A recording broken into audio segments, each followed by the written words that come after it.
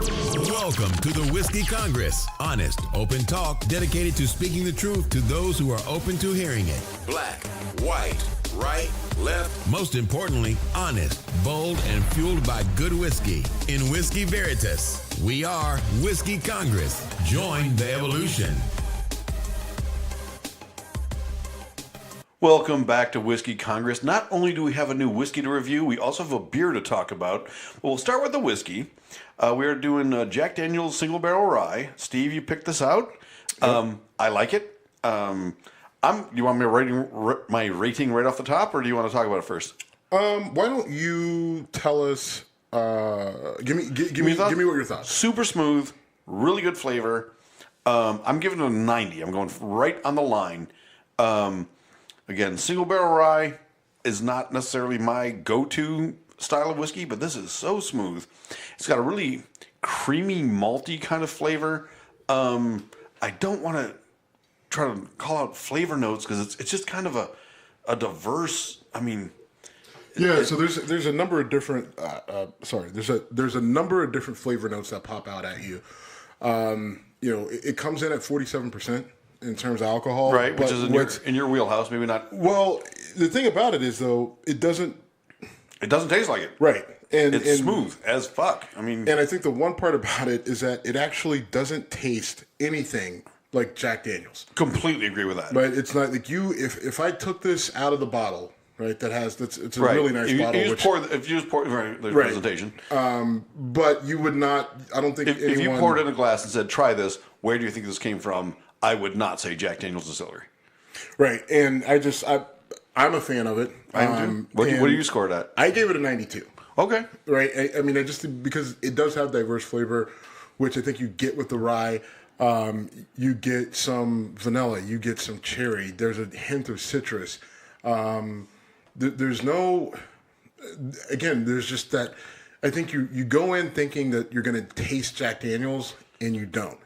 And that's not a bad thing. Right. Like, and I'm neutral. I mean, Jack Daniel's is fine. Jack Daniel's I don't have a problem. 86, 87 whiskey, in my opinion. Right. I don't have a problem with Jack Daniel's, but this is just different and unique for it. And I think it's actually just a solid American whiskey bourbon that I don't have a problem with having on my shelf. And the other part of it is, there's an interesting history with Jack Daniel's that I don't know how many people know about. I think it started to kind of make its way. The story started to make rounds in the early, 2017-ish. But Jack Daniel's, the person the whiskey is named after, the namesake, yeah, he learned how to distill by a person that they called Nearest Green, Nathan Nearest Green, and Nathan Nearest Green was a slave. He was an African American. He was a slave, and he worked for Jack Daniel's family, and he taught Jack Daniel how to distill. And then he came up with the recipe, the original recipe for Jack Daniel's. And eventually, after the Civil War, he went to work for Jack Daniel's. So Nearest Green went to work for Jack Daniel and became the first master distiller of Jack Daniel's whiskey, and also the first black master distiller, which is the person who, basically puts together the mash bill or the mix that goes into the whiskey, and then has kind of control over everything that is the various components that make up the whiskey. And it's an interesting story that Jack Daniel's for the longest time didn't really tell. There was if you did the tour of the Jack Daniel's distillery, there was a small reference to him. And about 2 years ago, the distillery decided, this is pretty big and it's pretty important, and we need to embrace our true history.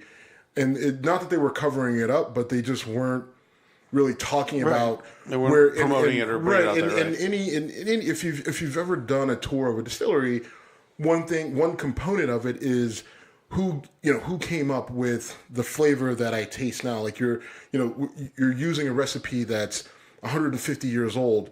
Tell us more about that person. And most distilleries do, and Jack Daniel's didn't for a long time. And then they turned around 2016, 17, really started to embrace it. So now, if you go on a tour of the Jack Daniel's distillery, there is a much more there's a larger section dedicated to Nathaniel Nearest Green, and his family they have a website dedicated to him. If you're really interested in whiskey, and if you're a fan of Jack Daniel's, one, try this, Right. and two, there's a little bit of interesting different history, because a lot of people in the black community, it comes up, people will ask, like, you're into whiskey, that's a white people thing. I'm like, nah. For the longest time I was just like, nah, shit's just good, man. And so, Whether it's Irish whiskey or Scottish whiskey, yeah, it's pretty right, pretty it's just white. like, well, you can't get around that. But I mean, just in general. But I think American whiskey, he's probably one of the more well known. I mean, Jack Daniel and Jim Beam are 1 and 2, right? Right. Whatever order you put them in. And I will say their main products are fine. I'm not a big fan of plain old Jim Beam. Actually, it's kind of nasty. Plain old Jack Daniels. Dude, we drank so much Jim Beam in college; it was wild. I drank Old Crow in college. Ugh. Yeah, I've done my time. But Dude, we used to drink Jim Beam out of test. How we got there, and I know. They were $1, and some cute girl was going and handing you a test tube. No, we had them in the house. We had you them had in the test house. tubes in your. We had test tubes with a rack. Right, the rack. So that you someone put them was in the chemistry department and stole test tubes, and we would put them in the freezer. That wasn't a racial thing. Someone stole test tubes. We would put them in the freezer, and then we pull them out. We put the test tubes and the Jim Beam in the freezer. We'd pull them out. We'd fill them up. Right now, what was funny about it is that a test tube is half the size of a shot glass, right? It's skinnier but longer, right? Right, but we would do, I don't know how, because we're just like, oh, a test tube is smaller than a shot glass, so we'll do more of these, and we do like 8 of them, and then we go out and just be completely wrecked. It was terrible. I can't see how that went wrong. No, but anyway, I didn't want to cut you off on Jim Beam and Jack Daniel, but this is very solid whiskey. I like it a lot. And I thought the story was interesting. The story very I don't interesting, know how many people actually know that. I have no clue. And we talked about it pre-show, and I was like, Right. I had no idea. And once I learned it, I was like, you know what? I'm going to make sure that I always have a little Jack Daniel's in my house, right? All right.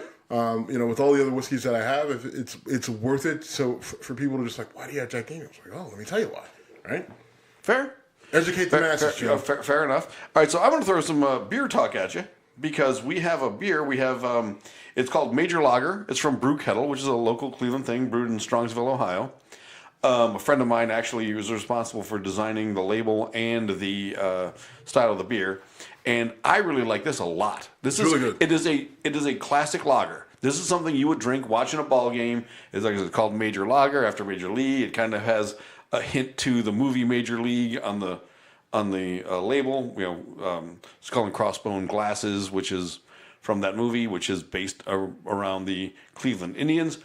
So anyway, I'm looking forward to trying this at a ball game, but drinking it right here, right now, I really like it. It's a classic, solid lager, and that's a style of beer that gets a lot of it gets ignored a lot because a lot of the beer snobs, and I call myself a beer snob, but a lot of beer snobs will only appreciate the big ales with all the fancy flavors and the way too much hops and all that whatever. I'm like, sometimes you need to enjoy a beer for being a good beer, and that's what this is.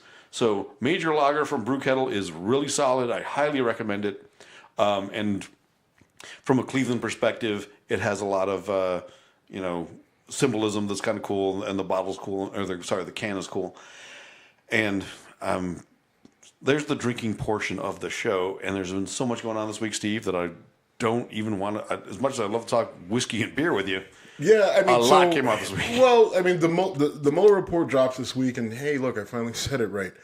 But the Mueller report dropped this week, and there was a lot of buildup to it. From when was it going to come out to the Attorney General Barr coming out and having a press conference the day before. There was a lot of analysis done over that, and then it drops.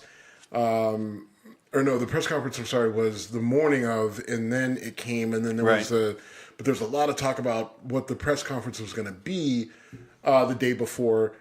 And so then it drops yesterday, and pretty much all the politicos across the board and talking heads just basically lost their mind, or lost their minds. And I have to say, this is exactly what I thought it was going to be, right? I mean, from just my own opinion of what I was hearing in the media to when, they finally say the report is done, Attorney General Barr gives his summation of it. We talked about it on the show. I felt that they were going to say there was a lot of sketchy stuff done, nothing that amounted to a crime. There's no collusion. The White House counsel comes out and says, "Oh, by the way, you can't indict a sitting president." Mueller comes out and says, "All right, well, since I can't, then I won't." And I think that's by design. And we'll get into the details. Some of the stuff that at least I think we believe are important. But this is exactly what I expected. And so now you're seeing Democrats saying, we want to see the unredacted report, which, okay, fine. I mean, it actually, the report wasn't that heavily redacted. I agree. I mean, it was about 400 pages. I got in, I literally read from page 1 to about page 110. And then I ran out of time. So I went through and I kind of skimmed after that and tried to make notes. So I didn't get to the full 400 pages yesterday. But it wasn't that heavily redacted. So the whole thing is this whole argument that we need to see everything. Okay, fine, but you don't listen. You actually don't, right? I mean, like, you have the bulk of it there, and it tells you everything you need to know. What did you think? So I thought it was first of all, it was a well-written report, right? In terms of references. Do you know who Bob Mueller is? Like, come on now. Okay, fair enough. Maybe not surprising. But when I say it's well written, I mean, we talked about this during the week as we were, waiting for this to come out, and my obsession with all those released documents from the JFK assassination. And those were a clusterfuck. It was just a scattershot of, here's a bunch of documents, figure it out. This was a report written by a really meticulous human being. Bob Mueller is a thorough... but it was also written for... Or for him.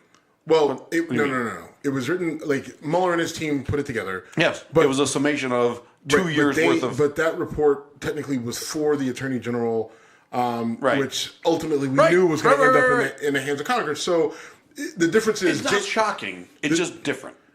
Well, they're two way different things, right? Absolutely. I mean, JFK was years and years of documents that were all clammed together and then thrown out in a bunch of PDFs. This was a report specifically for consumption. That's where I was trying to go with this. This was designed to provide an intellectual and informational evaluation of an event that took 2 years. And I thought it was very well written. It was very well...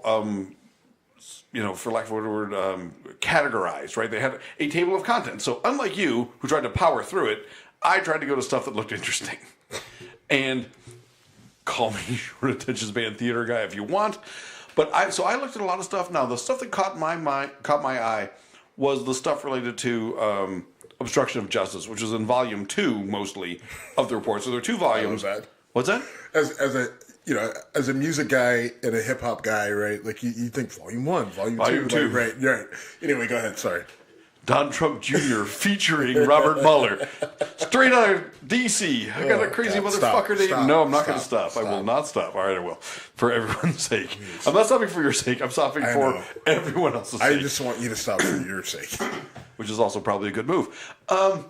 So here's what I took from it. From the obstruction perspective, I saw a lot of stuff that sounded like, if I'm prosecuting this case, here's a case for obstruction of justice that's pretty fucking strong, but given the nature of it, it's not worth chasing. So the obstruction thing didn't really catch my fancy because I thought all along the obstruction was a thing that was thrown out there because it was a bloodlust thing.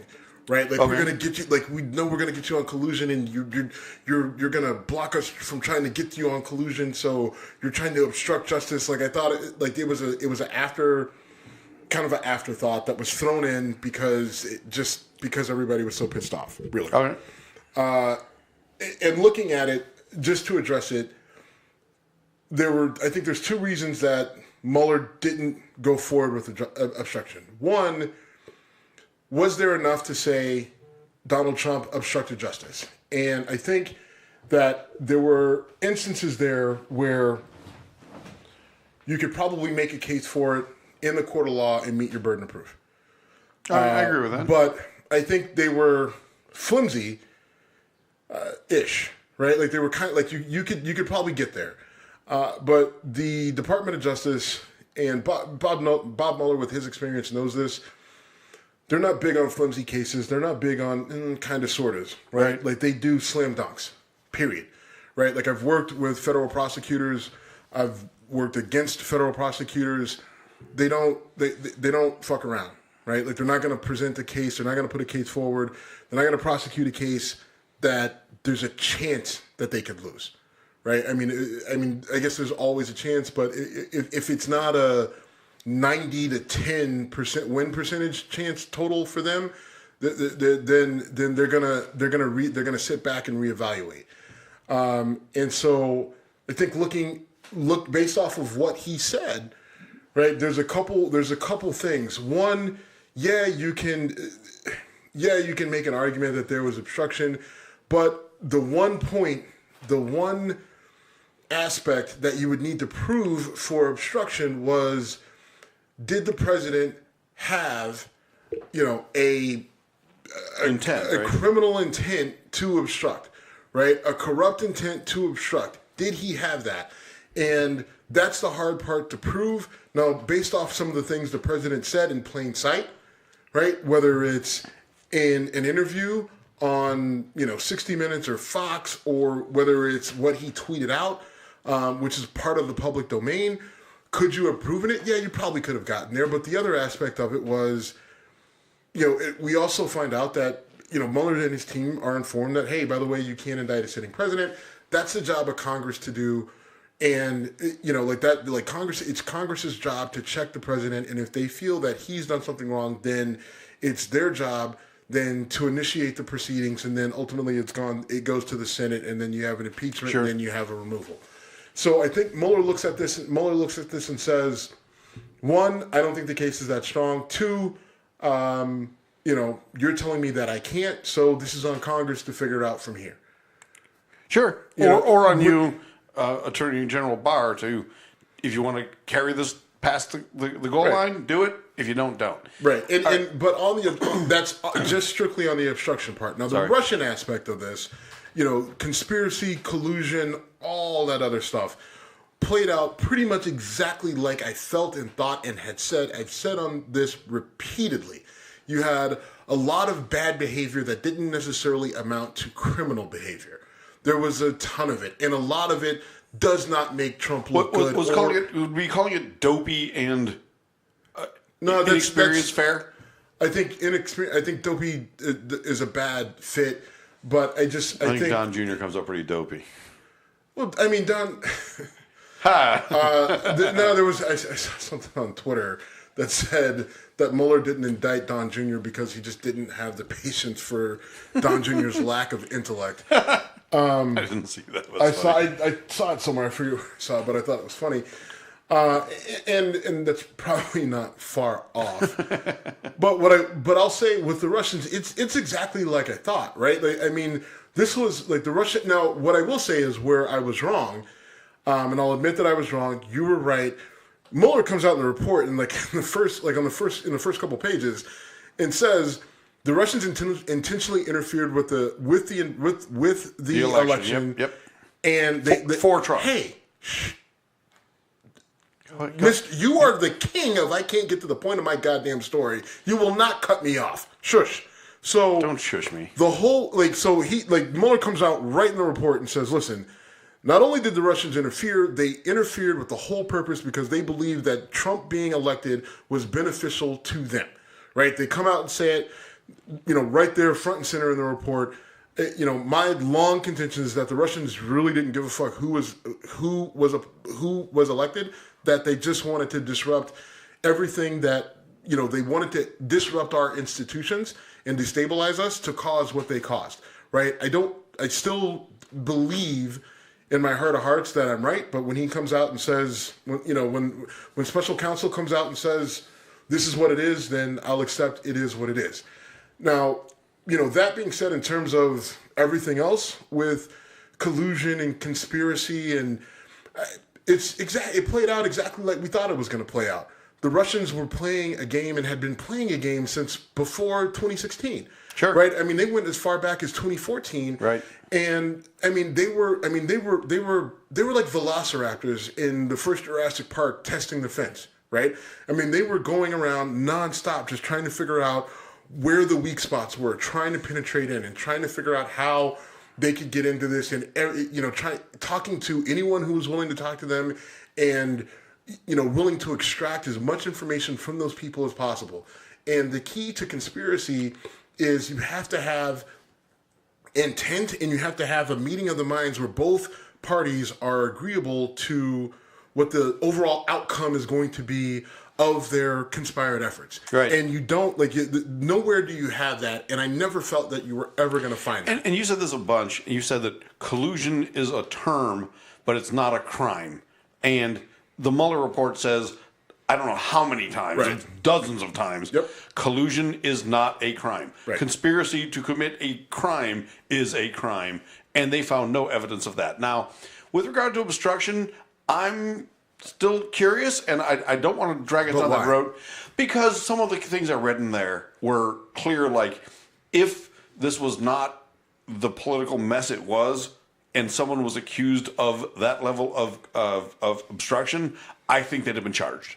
If this just anytime when a celebrity skates away from a potential allegation, and they say any citizen would have got the same treatment, I call bullshit a lot. And this is one of those where if this was not a president, if this was not the political football it is, that someone would get charged with obstruction in this case. But they're not going to. And from a purely political standpoint, Democrats need to back the fuck off and focus on winning in 2020 and not trying to win this battle. I mean, I won't say that the Democrats need to back completely off. And what I mean is that there's a lot there to unpack regarding what Russia was trying to do in terms of impacting the election. And I think that's where a lot of Democrats, I mean, Americans, right? Like, right. Well, other countries are fucking with us and know what's white. Agreed.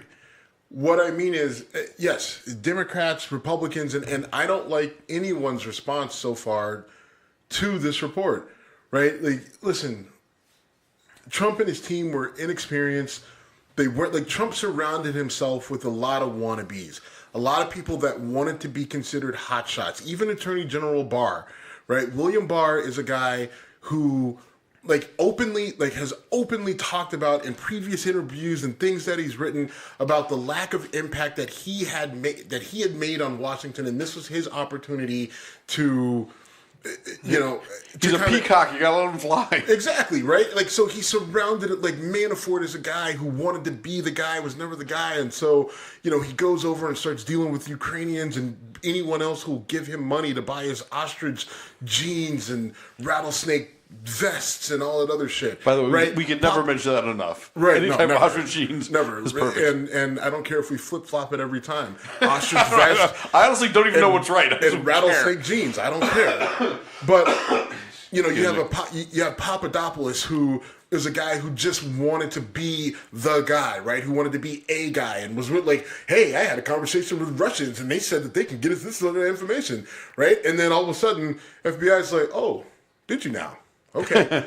Well, tell us more. Nope, that didn't happen. I'm sorry. Right? Like, he shit his pants and he lied about it. Now, a lot of people are trying to brush that off like that's not a big deal. That's a big fucking deal, right? Because the FBI is trying to figure out, like, if the Russians are trying to infiltrate, if they're trying to use you, who we know is a fucking idiot, right, then we need to figure out what these assholes are doing. So just tell us you're not in trouble. Just tell us what you know. I don't know anything, right? Like, that's not a minor thing. And people are going to say, oh, well, I mean, if the FBI came knocking on your door, if the FBI comes knocking on my door, I'm going to tell them the truth, period. Because right? It's a crime if you don't. It's a crime that I'm sorry, I'm not a lying asshole, right? You don't have to be a fucking lawyer to know that. You don't lie. Right? I mean, just... That was a cheap shot, I'm sorry. But part of that's some of the thing that irks me about all the Trump supporters and the GOP, like, oh, this Papadopoulos, that was something. right? A lot of these lies that were told, they were something. Now, do they amount to a crime? For Papadopoulos, yes, it did. Apparently they do, because he pled guilty to one. Right, but I mean, but does that mean collusion? Does that mean conspiracy? No, not necessarily. And then you get into the stuff with WikiLeaks and Julian Assange and the Russians hacking the DNC and disseminating the emails and all that sort of stuff and who knew and when.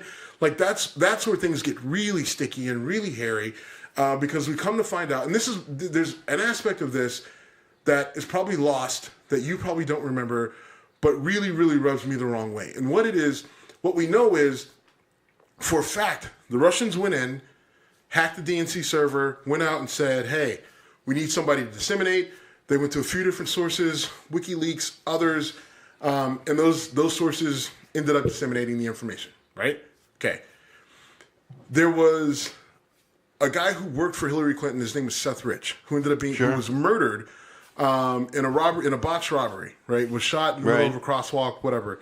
Sean Hannity pushed that story so hard that it was a cover-up, that kid was the leak, and that kid was murdered by, he never said that Hillary had him killed, but he certainly insinuated. He tried to insinuate and imply that someone had to have him killed. If he was the leak, then who would want to have him killed? Right? Like, whoever he leaked the information about. Now, he never said it was Hillary. He never said it was the DNC. But, he threw that out there, and he pushed that narrative for damn near a year. Right. And dragged that kid's family. He dragged that kid's name through the mud. Right? That kid was a pro-Hillary guy, pro-America guy. I mean, there was him dressed in, flag pants and a flag jacket. And, from all intents and purposes, it looked like he really enjoyed his job. And Sean Hannity really dragged that kid's name through the mud, because now what we find out is that Sean Hannity was lying, right? Because the kid wasn't the leak. The source of the leak was fucking Russia. They hacked and then stole the emails, gave it to WikiLeaks and said, disseminate. And Julian Assange and company said, absolutely. Right? So this kid had nothing to do with it. Right. Which everyone assumed. Right, but it's hard to tell because he's the one guy who could tell us the truth as to what happened, and he was murdered, right? And I think that Sean Hannity owes that family a huge fucking apology in the way of a huge fucking paycheck for dragging that kid through the name through the mud, right? For saying that he stole that information and disseminated it, and then was murdered because of it, in some fucking conspiracy to cover up what the fuck was going on. So the odds of getting an apology from Sean Hannity are the odds of getting a declaration of going sober from me. Fair, but you're right, and so there are a lot of other things about this. Again, the conspiracy thing I think is a non-starter. I want to go political for a second and say, from a Democratic Party standpoint, let this go, focus on the future, because you're not going to get anything out of this. This is the equivalent of Benghazi. It's the equivalent of the birther thing. Republicans got more traction there. Disagree if you want, but it's not a winner for the Democrats. I've been saying that for a long time. Okay. But I think there's enough in there. There's enough in this report where what I'm saying is, as a country, there are concerns. Absolutely. A lot of them have to deal specifically with Russia. Look, Vladimir Putin just got reelected. We've got him for another 4 to 5 years. We've got him as long as he's alive. Well, no, technically Russia's constitution says that you can only be elected for 2 consecutive terms and then you're done. And then Vladimir Putin says, I'm going to run my bear into your living room and kill you if you don't vote for me again. Yes. But I do know. I do know for a fact that Vladimir Putin is looking at a couple different ways to possibly change the constitution, or in Russia, where you can allow for multiple, terms, or where he would. I heard something where there may be, like, in the next few years they may be trying to merge with like Belarus. and create an entire new country where they would have to write a new constitution, which means I don't know about that. But when it comes to Russia, I trust you because you're fascinated with what's going on in Russia. This is from a reliable academic source. That there's serious concerns about what Vladimir Putin is trying to do, is attempting to do to stay in power beyond what the term limits are. So, I and this is a person that I really trust. So, it'll be interesting to see how that plays out. But the bottom line is, he's not going anywhere anytime soon, right? Even if he does come to his term limits and then finally just says, okay, fine, I'm gonna retire. He'll choose a lackey. Right. I mean, we have an election in 2020. Was it Medvedev? Who was the guy that was basically Putin's lackey for 4 years before he came back? Yeah. And it was just like, yeah, you're here, but I'm running the shit. It was Medvedev, right? Yeah. So I want to go. So you have that issue, right? So Russia's not going anywhere. And the one other thing about this is that there were other people, there may have been other countries involved that were trying to hack our election based off of what we know. So It wasn't just Russia. There were other players in this. So those are all things that we need to kind of take from this and consider and say, all right, how do we prevent that from happening again? How do we prevent the people that are voting in our elections to not be swayed by bullshit memes? Foreign influence, yeah. Well, not just foreign influence, but someone puts a picture up with words on it, and then all of a sudden we're taking it as truth, right? I mean, that was you saw people literally seeing a meme that had words and numbers on it, and people said, and people were holding that to, where'd you hear that? I got it from this. Okay, well, that's clearly photoshopped and edited. So did you look beyond that? No. Why would I? It was on Facebook. And Steve, honestly, you don't even have to look into the weird stuff. Look at current media. So this report comes out, and I'm going to beat the shit out of CNN right now because. So one of the things in the Mueller report that came out was a quote from Trump when he learns that Mueller has been installed as a independent counsel or special prosecutor or whatever, and he says, "I'm fucked." And I've seen all over CNN, all over other things, like Trump acknowledged that he was fucked in this whole thing and that he's going to be exposed. If you read any further, he says beyond that, I've heard that any time a special prosecutor gets installed in a case, that it basically derails you as a president, and you spend your whole time fighting against this, and this is going to fuck up my presidency. A president saying I'm fucked is not a scandal. Any president who doesn't say the F word can fuck off. And also, in the case of Trump, in this particular thing, and again, I am clearly not a fan of the man, but he's not admitting any guilt in anything. He's basically saying, this is going to screw up my ability to do my job. Now, I'm annoyed with the CNNs and the other liberal media for saying that that's his admission that he's guilty of something, because that's not what he said at all. Yeah, no, I mean it's a bad look for the media. It's a if you read the report, it's a bad look. But if you don't, it's not. Well, no, I mean once you read the report and you see what his full quote was, and kind of his reasoning behind it, to me it was a little bit of a. It was a bit of a grandstanding moment. Well, no, I mean it gives you a little bit of an indicator into. I don't know. I think it gives a deeper look into his, again, lack of experience and knowledge of what politics is. Agreed. Right? And if you're... I still... Now, what I will say is that there's a high probability that he's going to get reelected. Right? I mean... You've said that. Well, I won't argue with it yet. Well, I mean, listen, it's just what the numbers are. Right. Right? I mean, we haven't had very many presidents that haven't served 2 terms. Right, no matter who it is. Sure. And frankly, the Democrats don't have anything to stand on right now. It's early in the process, but you've got 20 different people running for president. Your leader is Bernie Sanders, who I don't believe you have 40% of the electorate who really have a taste for Bernie Sanders. And you don't have enough of a percentage of people that voted for Hillary that would vote for Sanders, and that be enough to beat Trump. So things are going to have to shake out before we really know who Trump is going to be up against and what their real chances are. But the numbers, there's a lot that goes in Trump's favor, right? Like, I mean, he's got ISIS on his side. He's got the fact that you can talk about the economy and what Obama did before and everything else, but the economy is moving along right now. The employment numbers are good. The stock market looks good. If you're a person who invests, you're happy right now. You know what I mean? That's the bottom line. Now, there's a lot of people that are in between that who are just like, listen, my situation is not that much better. The whole tax thing didn't help me as much as people are saying that it did, if it helped me at all. There's things going on with he's literally dismantled the EPA.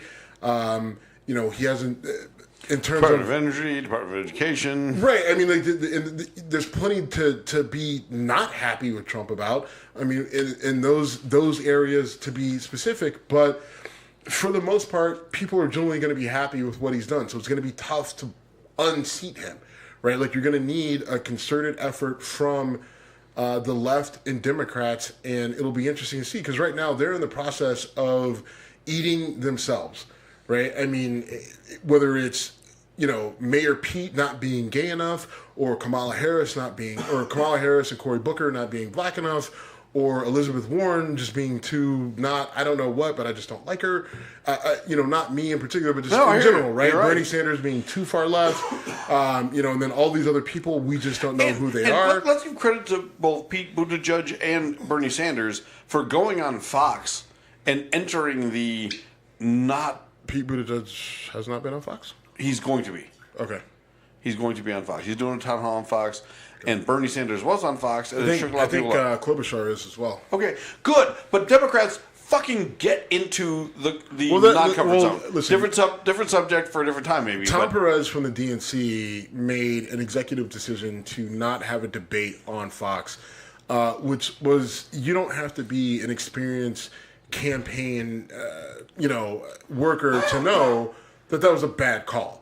Right. I mean, that was a terrible decision for them to not, why would you not want to expose, your people to, a completely siloed group of people who have a mindset that they don't know anything, because all they're told is, everything that they're doing over there is wrong. So why wouldn't you want to expose your people to this group of people to maybe pull 1% away? Right. It's just a completely half-assed, dumb idea, and to try to say we're not going to focus on that group because that's bad. And that's the sort of thing that's been killing Democrats. That's what killed Hillary. That's what killed Hillary Clinton. Yep. Right. Well, we're not going to do no. You go everywhere, right? You figure out the money situation, but one way or another, you go everywhere and you try to pull as many people as you can, right? You figure out how to appropriately deal with the resources, but you can't isolate and say, nope, we're not going to go here, because that's not how it works. I agree. Dude, we've been talking about politics for a long time, and I'm fine with that. But can we go a bit off the mainstream and say, did you catch the Laura Ingrham, Nipsey Hussle scandal's the wrong term, but Laura Ingrham, I'm not surprised. Well, because I'm you're a fan. I'm a fan of Nipsey Hussle. Like, I picked you up earlier, and this was on the radio when I got in your car, right? It was the truck, yeah. Not the radio, Jim. He was. Oh, sorry. He was on playing through the playlist. Okay. So sorry. Playlist. So sorry. Anyway. But no, I'm a fan, and I think he was truly a loss, right? I mean, he was a person who had done a lot of good, not just a little bit of good where he had, given some clothes to a poor family or done one or two things. He had done a lot of positive things. He was having a lot of positive impact on, people in an area that, because of the size of Compton and South Central LA, his impact was far-reaching. Is it Crenshaw? What's the street that he had? Was it Crenshaw? What? What was the street that he was like? The fuck does the street matter? I'm just asking. Micro. Let's look macro. Okay, sorry. No, I just have to remember where his shit was. All right, anyway. Slauson. Okay. What the fuck are you talking about? Trying some LA street cred here. So streets in LA? You think that gives you any sort of cred? I do have. No, secret. you don't have Me any and Dre credit. go way back. No, you don't. At all. Stop. It's just... I'm a bad person. The biggest problem with the show is I'm a bad human being. Anyway, go ahead. Nipsey Hussle. Anyway, so Laura Ingrham gets in there. I mean, and listen, I don't want to drag this out. It's really simple. She was just being her normal asshole self, and someone black dies. It's a rapper. She goes out, finds a rap song that said "fuck Donald Trump," and Nipsey Hussle was on the song, but she was the verse that she was playing, and the image of the person that she had on her show was not him. Right, and she's like, look at this guy and listen to what he's saying, and this is the guy that people are all, mourning and what ridiculous. And she literally burst out laughing. Right, she openly laughing on the show, whatever. And goes, and this is the same woman who told LeBron James he should shut up and dribble and just play basketball and don't do anything else. Like, your opinion doesn't matter. And it just, it just showed her who she was. Yep. Right. She's a racist cunt. I don't like her. She is what she is. And, but Fox isn't going to do anything. She's going to keep getting paid. So, that did not lose them ratings. Right. It's not going to lose them ratings. You called me out for saying names. Racist cunt is she is pretty strong. You're not wrong. I didn't say we're wrong. She's done enough. She's done enough where, shows call a spade a spade. All right, and, fair enough. But it's not like Fox isn't going to do anything. It's not going to hurt her ratings. No. She may lose a sponsor or two, but Probably they'll not. be replaced. A lot of people. What's funny is, Joe Madison is a guy. He's been around between civil rights and radio. He's been around forever. But he was calling. He was like, "We got to boycott Fox." I'm like, Joe, your audience is not watching, listening, doing anything with Fox other than, just to kind of tune in just to see what the other side is saying. Like, that's not going to work. You can boycott all you want. You can write them, you can call them, you can do your emails, and yeah, sure, do it, but it's not going to have an impact. And really, to quiet them, you got to move on. You got to move on, and you got to beat them, right? You just have to beat them. Again, win the fight. That's where I stand with the whole Mueller report. Trying to dig in and dredge this up like it's going to be Benghazi 2.0, which also didn't really do anything, is not the way to go. A lot of other stuff happened this week, though, and I really want to talk about the Notre Dame Cathedral burning down, because that has been one of the most significant media issues in a while. And when I first saw it, I honestly, Steve, I thought it was going to be a terrorist thing. I hate that I'm glad that it wasn't, but just because it wasn't doesn't mean it's not a major historical event, because this is a building that's been around for 1,000 years. Having said that, the immediate response to the burning of the Notre Dame Cathedral has drawn in $1 billion worth of fundraiser money. Mm-hmm. And a lot of people are saying, how about things that really needed fundraiser money that didn't get it? Flint, Michigan's water situation being one of the forefront ones. Well, Flint has gotten some money from celebrities, and but not this. The fact that they were able to raise $1 billion in less than a week is amazing for the cathedral, and so it's hard. This is what you can't. Listen, how people spend their money, I can't go into your pockets and direct where your money goes, right? I think I get the people's sentiments, right? I think it does point out that if billionaires and these uber rich people, if they really cared about the world's problems, they could actually solve some of these issues. Because a lot of these issues, it's just who's going to pay for it? Nobody. Okay, well, these issues go, whatever. Or governments try to do it, but ultimately they're underfunded and they're poorly ran. And logistically, they don't have any sort of actual consensus on how things are supposed to work, and things don't get done. But if you're the person putting up a check for $300 million, you could say, listen, here's some direction on how I want this money spent, and if you don't spend it the appropriate way, then I will cut off the flow of funds, right? Which will help kind of direct how some of these things go.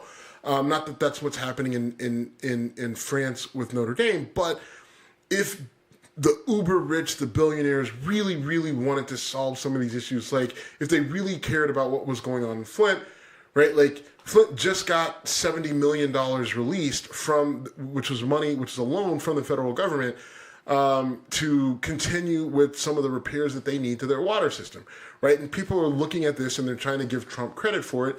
No, this is money that was allocated back in 2016 before Trump was elected that just was sitting there that was only now just released, right? And part of that is poor management by the local government, poor management by the federal government in terms of who's releasing the funds, and hopefully eventually it goes to solving the problem that is the Flint water supply, right? What we know about that is that their water is better, but it's still bad and there's still a ton of risks there that could expose the people who live there to the same situation in a really short amount of time. And a lot of things need replaced and a lot of things need updated.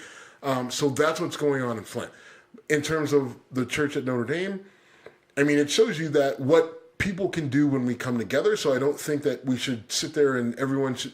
There's a lot of people who are trying to turn this into a bad situation, like the Catholic Church is bad and billionaires are greedy and why are they putting, like, listen, the building is hundreds and hundreds of years old. There's a lot of history there. It's important that it should be there, right? There's a lot of memories tied to it. There's a lot of things that are tied to this. So it's important that that monument comes back, right? Sure. And just because a lot of people with a lot of money felt strongly about it, that's okay, right? It's not necessarily a bad thing. Right. It's not a slight on right. the issues we're talking about. I mean, having said that, though, you had 3 black churches that were burned down in St. Landry's Parish in the state of Louisiana, right? Near New Orleans. So, those 3 black churches had some historical value. They were all sites where either slaves or people that had been freed from slavery or descendants of slaves were buried. There was a lot of local nostalgia and memories and history that were tied to those churches. They didn't get nearly the attention, and the way that those churches, it wasn't an accident. They were burned down intentionally by the son of the sheriff, and the son of the sheriff was, directly tied to white supremacist, racist organizations, and he did it intentionally to inflict harm and pain and hurt on the people who went to those churches, right? Because they were predominantly black. And there was no word from Donald Trump on what happened to those churches. Didn't get a lot of national media coverage. And so when it happened, all 3 churches burned a couple weeks before what happened at Notre Dame. They started a GoFundMe account. When the Notre Dame church burned, they were at like $50,000 in terms of money raised for these 3 churches. And a lot of people, from Seth Abramson to other celebrities got involved, Hillary Clinton and others said, hey, listen, you raised $500 million. Literally, you raised $500 million in a day and a half for Notre Dame. Right. Can you spare a little bit of money for these 3 churches, right? And that took up, and then all of a sudden they went from $90,000 to $300,000, and I tweeted out for us on our behalf, the link to them and kind of pushing that same thing, and then I donated $25, to the cause, and now all of a sudden those churches have raised $3 million. Oh, good. Okay, I had not followed it. So right. Good. So they've raised $3 million. I just checked it today, and they're well on their way to being able to rebuild those churches and really put a nice place of worship up for those people who lost what they lost. And a lot of people, and I've found online that there were a number of people who were pissed off. Like, how can you compare those 3 churches that no one knew about? They didn't draw tourism. They don't have historical value. Like, this is 800 years of history. Like, yeah, I get it. It's not the same. And no one's saying that they need $500 million. No one's saying that they need $1 billion. No one's saying that all they're saying is, listen, this meant something to these people. They're trying to raise $1.8 million. So if you give 100 to Notre Dame, can you give 10 to the people down in Louisiana since you're feeling generous? Can you do that without being a dick about it? right? And some people just couldn't get beside it, right? I mean, there was a thing Washington Post put a story up, and if you follow the comments section, there was a guy who literally lost his fucking mind. He was so upset that people, that the Washington Post had done a story about these three churches. Well, like, how could you do a story right now about these three churches in Louisiana when this monument to Catholicism and history and everything is burnt? Like, how dare you, right? Like, I mean, and it's just that sort of mindset is, I don't get it. Part of the problem, right? Right, but that's kind of part of the problem. I mean, I get why people are so passionate about restoring Notre Dame Cathedral, and I've talked briefly on the show about my personal religious back and forth, but the fact that things like the churches in Louisiana, I didn't know about them until you brought them to my attention, and excuse me, a lot of the money that went to Notre Dame came from Europe. And you wouldn't expect Europeans to dedicate money to an American social cause, just like vice versa. But the fact that that was so under the radar is very telling. Having said that, I mean, the funny thing to me is when that fire started, my initial thought was, this is a terrorist act. And it wasn't. It was a sloppy construction act. At least that's what I'm hearing. Now, there are people challenging that report. And I don't know. Well, I mean, the conspiracy theories were out immediately. That, right. I mean, there's a lot. Where the cathedral is, there's a lot of Muslims that live there. There's a lot of Muslims working on the construction, and so there's no coincidence that it happened during Holy Week. And there's a map of churches that have had some sort of incident in France in the area over the last year. So right. The conspiracy theory is out. And no matter what incident you have, short of me getting a fucking speeding ticket, there's going to be a conspiracy theory on how, right. the Dark Knight devil is behind it, right? Right. I mean, there's a brown Muslim that you can blame. Apparently, there's no link to that in reality at this point. Right. I mean, I would love to keep talking, but before we get into more political stuff, Game of Thrones is back. And this is what Game of Thrones being back is one of the most interesting cultural events to me in a long time. Because since the end of The Sopranos or the end of Seinfeld, I cannot remember. Pause. So I went back and I tried to watch like the first few seasons of The Sopranos again. Not good. I totally disagree. Not the first. Not a good show? Yeah, I think they're too over the top. It's too over the top for me, having grown up. Yeah, so you grew up in Italian-centric right, it's Youngstown. Just like, come on, right? But it was, all right. It's a good show. Why is it not real, though? Because you've seen that guy. You've seen the bunch of Guidos hanging on half a time. It's not even, Tony isn't the problem. James Gandolfini isn't the problem. Like, he's the key. He's the reason why everything worked and why you're able to get around it. But just... some of the stories. Anyway, sorry. That's a way side note. Sorry. Distracting us from the issue. So Game of Thrones is back. Thanks, Steve. Daenerys Targaryen being a Sicilian from birth, she could be a made woman. Anyway, the return of that show was such a big deal. And I love that show. You love that show. To me, it is one of the most embraced adult shows ever.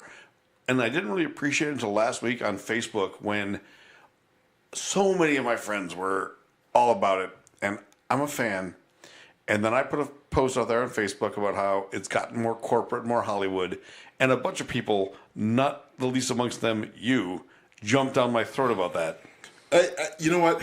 Part of the issue is I can't stand amateur wannabe movie critic guy. That's you. All right. It's just, it's always bad form. It never not comes off as pretentious.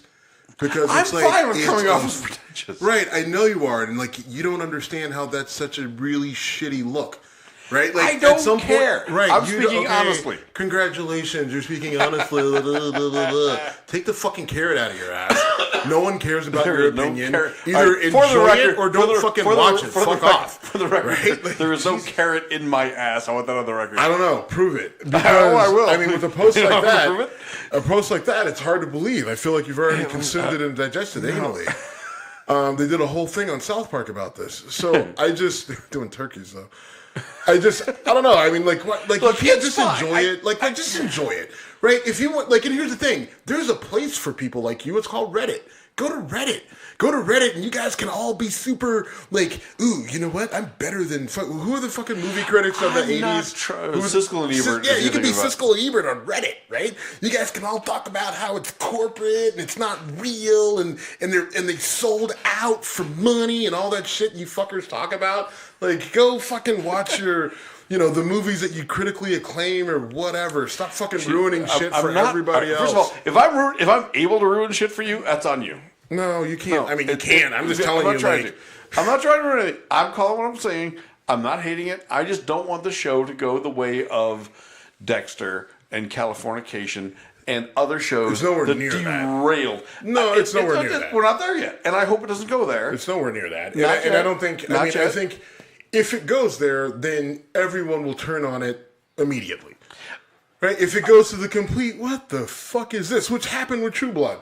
Right? Oh, Like, True I mean, Blood. we can both agree. I love that show until like, I didn't. That last season of True Blood, I want, like, from, like, the second episode on, I wanted to slit my throat, and probably before that. It was just like, one of y'all vampires come and Dexter fucking was kill as me. bad, and you're not as far in Californication because you haven't gone the distance with that show. But again, great shows that suddenly weren't. I do not want Game of Thrones to do that. That's why I did that. But Game of Thrones has had a history of, here's a couple boring episodes to get you to this point where you're just left, with your jaw open and, screaming at the person in the room with you, like, what the fuck is going on? True. Right? Like, I mean, that's part of the show. Not every show is going to be on the edge of your seat. Like, they've got to build. I'm not looking for that. Right? I mean, I don't want it and to your do whole is- thing is, they went on a ride with the dragons. Yes, and I stand by that. But I don't want to You're the become only person, though. I mean, no, like, I'm not. No, I am not. I've seen other people do this. And please, I guarantee you, I can tell you the type of people who agree with you. Oh, and what are those? What is the type of those people? Let me tell you, are those the type of people that you really want to be accompanied, like you really want to be associated with? Yes, Okay. they are. All right. We got bad taste in friends. Agreed, as I stare across the table at you. I own that. All right, brother. Let's wrap this up, and we can talk about doing a bonus episode, but let's wrap this up for now. We are at Whiskey Congress on all social media. We are Jim at Whiskey Congress, Steve at Whiskey Congress by email. A lot more to talk about, but it's always fun. And the whiskey was really, really good. Jack Daniels, well done. Anything else you want to throw out there? No, I'm good. All right. We are out.